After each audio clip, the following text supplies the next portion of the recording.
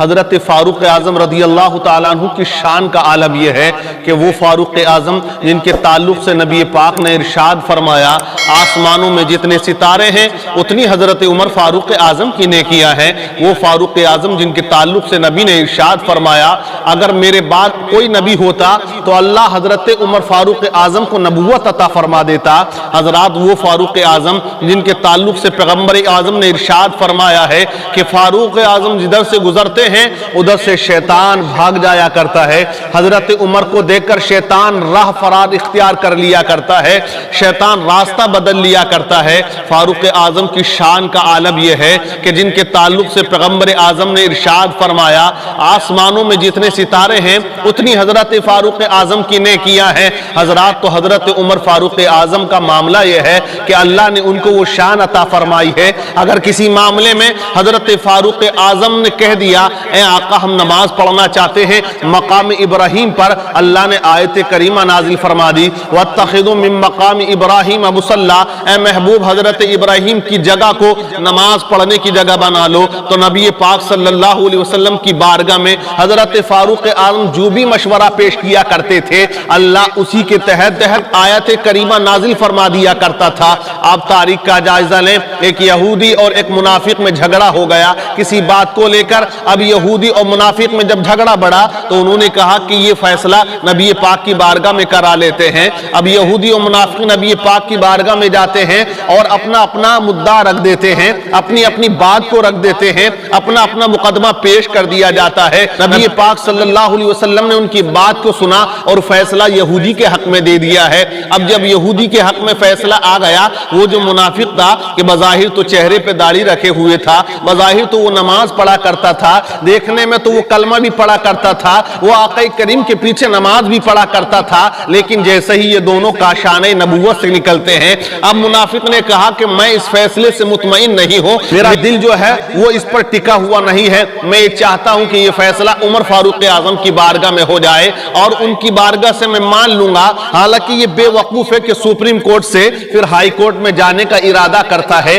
اب یہودی نے کہا کہ تیرا دل اگر چاہتا ہے تو چل۔ حضرات تو یہ دونوں پہنچے حضرت عمر فاروق اعظم رضی اللہ تعالی عنہ کی بارگاہ میں اور جا کر اپنی اپنی بات کو پیش کر دیا، اپنے اپنے مقدمے کو پیش کر دیا، لیکن یہودی نے کہا اے عمر یہ فیصلہ آپ کے نبی کی بارگاہ میں ہو چکا ہے، اس بات کا فیصلہ پیغمبر دو جہاں دے چکے ہیں اور فیصلہ میرے حق میں آ گیا، لیکن یہ آپ کا مسلمان ماننے کو تیار نہیں ہے اور اس نے کہا کہ میں فیصلہ تو عمر فاروق اعظم سے کرواؤں گا۔ جب حضرت فاروق اعظم نے اتنا سنا کہ یہ فیصلہ میرے نبی نے دے دیا، پیغمبر اعظم نے اس کا فیصلہ کر دیا، وہ فیصلہ یہودی کے حق میں ہو چکا ہے۔ اب فاروق اعظم نے ارشاد فرمایا آپ ذرا یہیں پہ ٹھہرو میں ابھی آتا ہوں۔ فاروق اعظم اندر کمرے میں گئے اور اپنی تلوار لے کر آنے کے بعد حضرت عمر فاروق اعظم نے اس منافق کی گردن کو اڑا دیا اور اس کو قتل کر دیا۔ جب قتل ہوا اس منافق کا پورے مدینے میں ہنگامہ ہو گیا، پورے مدینے میں ہنگامہ ہو گیا کہ عمر فاروق اعظم نے مسلمان کو قتل کر دیا، عمر فاروق اعظم نے کلمہ گو کو قتل کر دیا، عمر فاروق اعظم نے نماز پڑھنے والے کو قتل کر دیا، عمر فاروق اعظم نے نبی کے چاہنے والے کو قتل کر دیا۔ ایک ہنگامہ ہے، یہ خبر نبی پاک کی بارگاہ میں پہنچی ہے۔ نبی پاک نے حضرت عمر فاروق اعظم کو طلب فرما لیا اور ارشاد فرمایا اے عمر آپ نے اس کو کیوں قتل کر دیا ہے؟ میرے نبی کی بارگاہ میں عمر کھڑے ہوئے ہیں، آقا کریم کی بارگاہ میں حضرت عمر نے عرض کیا آقا وہ کلمہ پڑھنے والا ضرور تھا لیکن مسلمان نہیں تھا، وہ نماز پڑھنے والا ضرور تھا مسلمان نہیں تھا، وہ روزہ رکھنے والا ضرور تھا لیکن آقا وہ مسلمان نہیں تھا، آقا وہ حج کرنے والا ضرور تھا لیکن وہ مسلمان نہیں تھا، آقا وہ مسلمان ہو ہی نہیں سکتا ہے جو آپ کے فیصلے کو تسلیم نہ کرے، جو آپ کی بات کو تسلیم نہ کرے، جو آپ کے قانون کو تسلیم نہ کرے۔ آقا جب آپ نے فیصلہ دے دیا تو اس نے آپ کے فیصلے کو نہیں مانا تو اس کے فیصلے کو میں نے اپنی تلوار سے کر دیا، اس کا فیصلہ میں نے اپنی تلوار سے کر دیا۔ آقا میں نے ضرور ایک کلمہ پڑھنے والے کو ضرور مارا ہے لیکن میں نے مسلمان کو نہیں مارا ہے، وہ مسلمان ہو نہیں سکتا ہے جو آپ کی بات کو تسلیم نہ کرے۔ قرآن پاک میں اللہ نے فرمایا فَلَا وَرَبِّكَ لَا يُؤْمِنُونَ حَتَّى يُحَكِّمُوكَ فِي مَا شَجَرَ بَيْنَهُمْ، تیرے رب کی قسم اے محبوب وہ مومن نہیں ہو سکتا جب تک کہ تیرے فیصلے کو ماننے والا نہ ہو جائے، تمہاری بات کو تسلیم کرنے والا نہ ہو جائے۔ حضرات تو یہ عمر فاروق اعظم کا عشق ہے، یہ پیغمبر اعظم से मोहब्बत है हजरात के वो नबी पाक की शान में अदना सी गुस्ताखी को भी कबूल ना फरमाते थे। आज भी ऐसे ही कुछ मुनाफिक हैं जो कलमा तो जरूर पढ़ते हैं, जो नमाज तो जरूर पढ़ते हैं, जो रोजा तो जरूर रखते हैं, नबी का नाम लेते जरूर हैं, लेकिन दिल में मुनाफिकत भरी हुई है, दिल में बुग़्ज़ भरा हुआ है। नबी पाक की शान में न जाने कैसी कैसी गुस्ताखियां वो लोग किया करते हैं, तरह तरह के इल्जाम नबी पाक की जात पर माज़अल्लाह लगाते हैं। तो हजरत उमर फारूक आजम का इश्क देखिए, जब कलमा पढ़ के मुसलमान हुए तो नबी ने फरमाया,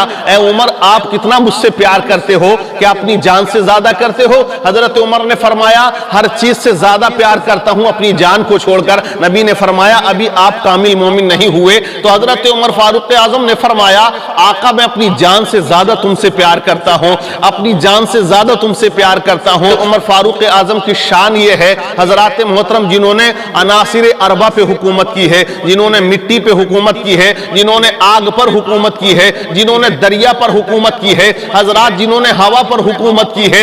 आप देखें लश्कर इस्लाम जंग लड़ रहा है और मुसलमानों की जंग हो रही है, आपने एक लश्कर दूर दराज भेजा हुआ है, वहां पे जंग हो, तो इरशाद फरमा रहे हैं, इसी अशना में आप बोलने लगे, या सारिया इलल जबल, ए सारिया पहाड़ की तरफ आ जाओ। जब इतना आपने कहा ये आवाज वहां पहुंच जाती है, और जब वो लश्कर वापस आता है तो उन्होंने कहा कि हमें हमारे खलीफतुल मुस्लिमीन की आवाज सुनाई दी। आप हजारों मील के फासले पर थे, लेकिन हवा ने आपकी आवाज को आपके सिपा सालार तक पहुंचा दिया है। ये उमर फारूक आजम की शान का आलम है। मदीने के करीब में आग लग गई और वो आग मदीने के करीब बढ़ती जा रही है, आबादी की तरफ चलती आ रही है। लोगों ने आके कहा, अमीरुल मोमिनीन आग बड़ी भयानक लगी हुई है, और वो आग जो है मदीना शरीफ के करीब आ चुकी है, आबादी की तरफ वो आग बढ़ती जा रही है। हजरत उमर फारूक आजम ने अपना रुमाल दिया और कहा, ये रुमाल आग में डाल देना और कहना ये उमर फारूक आजम का रुमाल है।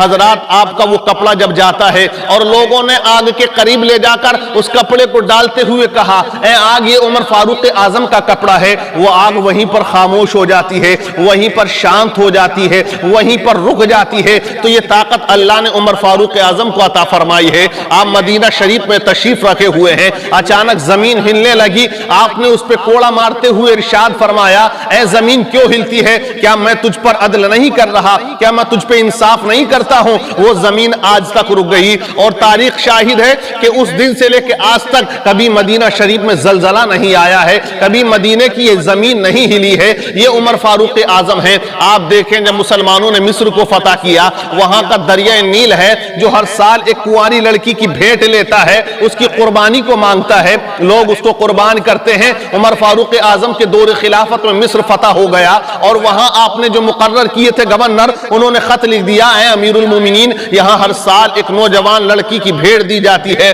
उसकी बलि चढ़ाई जाती है, उसको कुर्बान किया जाता है। उमर फारूक आजम ने खत लिख दिया दरियाए नील के नाम पर, कहा ये खत, और आपने इरशाद फरमाया ये खत दरियाए नील के अंदर रख देना, लड़की की जगह उसको रख देना। हजरात वो दरिया जो खुश्क हो चुका था, वो दरिया जो अपनी पानी की तुगयानी को रोके हुए था, हजरत उमर फारूक आजम का खत जाता है, खत जैसे ही जाता है पानी वैसे ही रवा हो जाता है, दरियाए नील अपनी तुगयानियों को बाहर निकाल देता है।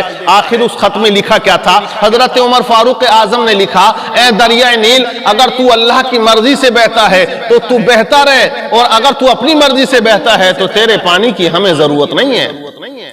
आपने फरमाया तेरे पानी की हमें जरूरत नहीं है। तो ये खत पहुंचा और दरिया जारी हो गया। तो हजरत उमर फारूक आजम की शान ये है, आप जिधर हुक्म फरमा देते हैं, हवा आपका हुक्म मानती है, आग आपके हुक्म के ताबे है, जमीन आपका हुक्म मानती है, और वो दरियाए नील आपका हुक्म मानता है। तो दरियाओं पर हुकूमत आपकी है। हजरात तो ये शान क्यों मिली है? जब आप चले ना बैतुल मुकद्दस को फतह करने, और वहां का जब बुलावा आया, और आप जब गए और आप जब चले अपने ऊंट पर सवार होकर जब चलने लगे, तो किसी ने कहा, या अमीरुल मोमिनीन लिबास नया पहन लीजिए, आप दूसरे मुल्क जा रहे हैं, वहां ईसाई लोग हैं, देखेंगे आपको, और अच्छा लिबास होगा तो आपकी शान बढ़ जाएगी, इज्जत बढ़ जाएगी। तो आपने फरमाया कि मुझे जो इज्जत मिली है वो नए लिबास की बुनियाद पर नहीं मिली, مجھے جو عزت ملی ہے وہ محبت رسول کی بنیاد پر ملی ہے، نبی پاک کی محبت کی بنیاد پر ملی ہے، ایمان کی بنیاد پر مجھے ملی ہے۔ تو یہ نبی پاک صلی اللہ علیہ وسلم کے عاشقوں کا حال ہے۔ 26 ذو الحجہ کو آپ کو نماز فجر میں زخمی کیا گیا۔ فیروز لولو نام کا شخص ہے جو آتش پرست تھا، اس نے نماز فجر میں حضرت عمر ابن خطاب رضی اللہ تعالیٰ عنہ کو خنجر سے زخمی کر دیا۔ کئی زخم آپ کے آئے اور آپ اسی وقت نیچے زمین پہ گر گئے، اور آپ نے حضرت عبد الرحمن بن عوف کو نماز فجر کے لیے آگے کھڑا کر دیا، وہ نماز پڑھاتے رہے۔ ایک محرم الحرام کو آپ شہادت کا جام نوش فرما لیتے ہیں۔ حضرات تو یہ عمر ابن خطاب ہیں کہ جن کی تاریخ کو ایک انگریز نے پڑھا تو اس نے لکھ دیا اگر اسلام میں ایک عمر اور ہوتے تو پوری دنیا پہ اسلام ہی کی حکومت ہوتی۔